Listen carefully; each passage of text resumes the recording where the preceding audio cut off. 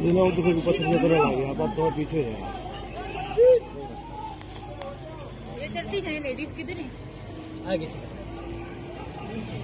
चले ना, आप आगे चले ना। आगे पानी के आगे देना इस साइड से निकालो। बच्चे घबराते हैं नहीं, वो नहीं जाना चाहिए। आपके लिए ना, मेरे लिए तो घबरा रहे। मैं आप लोग मैं समझा देती हूँ कि आराम से खड़े रहो, कुछ नहीं है। पानी है, पानी से नहीं घबराना। सिर्फ ये क्या कीचड़ में फिसल के गिर आपके साथ और कौन कौन था यहाँ इधर? नीचे नीचे लेके डरना है।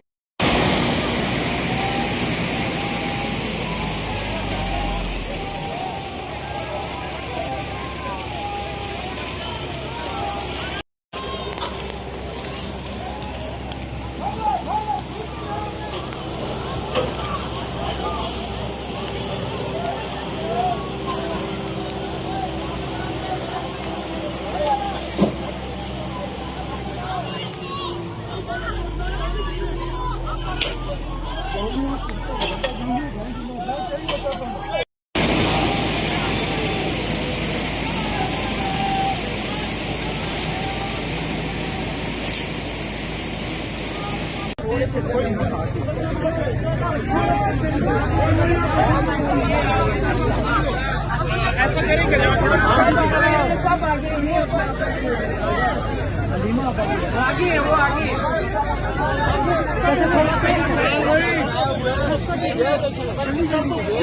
ये वीडियो लो।